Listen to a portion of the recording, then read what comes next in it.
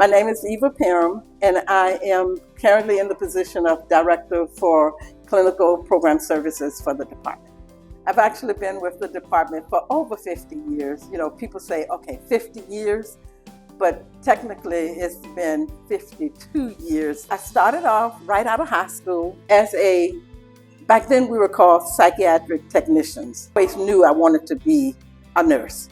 And so, and I tell people, I said, well, getting out of high school, didn't really have the wherewithal on how to come up with the monies to go to school. My dad was working at Central State Hospital at the time, and he said, they're hiring. So I got a job there. Started out at the Southside Virginia Training Center as a tech, and just kind of worked my way up the ladder. Went back to school to become an LPN and then an RN on the floor. Progressed on up to the RNCP. The good part about that was working with the state, I was able to take advantage of their educational opportunities, reimbursement for some of the classes that I was taking. Also, as an LPN, they allowed me to go on a leave of absence, educational leave of absence.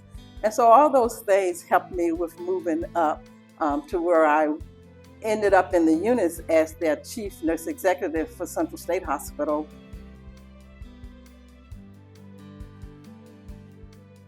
Apply for the opportunities that come up, submit your application, prove yourself that you can do it. And just because you took the educational money and the educational assistance and whatever, you're not tied in with us. Yes, we would love to see us grow our own, because I am a firm believer, in all the years that I've been there, I'm a firm believer in that the department should grow our own. We can take those texts, those good texts that we have there, help them with their education as far as LPN, RN. And I've even encouraged people, if social work or psychology is your thing, then go for that. But take advantage of the opportunities that the state put there for us. Natoya Langley Walker. I work at Western State Hospital. I am the Director for Staff Development and Training. I've been in this position for a little over a year. However, I've been the Senior Nurse Educator in the department for over 4 years. I would like to use the analogy of planting a seed. So imagine a staff coming down to the department, hey Natoya, I would like to enhance myself, my career in certain field. So that's the seed that you put in the ground.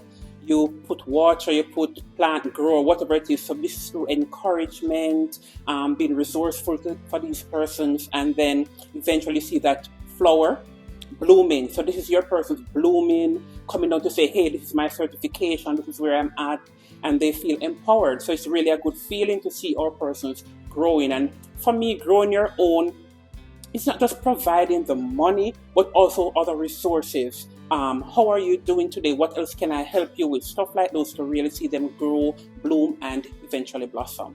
There's a particular staff who entered our facility as a PCT, formerly PNA, and so he came down and said he's particularly interested in nursing. And so he wanted to do the Grow Your Own or LPN Grow Your Own. And so he came in, we talked about it, he did some observation on the unit that he worked, was particularly interested about medication administration and how it helps the persons that we serve to really hit them on the road to recovery. And so he came down, we gave him all the necessary information, he put his application in, went through the interview process. He is getting ready to pretty much graduate from his LPN school. He has been top of his list. He's getting ready to go to Texas for a big presentation. He was placed first in his class. So that for me is a success story. And that is where, in my analogy, I see those roses, those petals really blooming. And I can say, yes, this is how we're going to be helping the persons that we serve. I love DBHDS because it does offer opportunity like this for us to grow and develop and to bloom. Nelson Smith, Commissioner of DBHDS. There's a nationwide shortage of this valuable skill. And they're the ones who make sure that our patients, our Virginians, are safe 24/7, 365. It's a very hard job. I don't want to say sometimes it's a thankless job, but definitely I'm sure they probably feel that way. This is the cool part of the job, is that I get to be like a tourist in my own state, but also see the most amazing things that are going on. And there's so many beautiful things that are going on throughout the entirety of the system. People believe in things that are bigger than themselves when they feel part of that.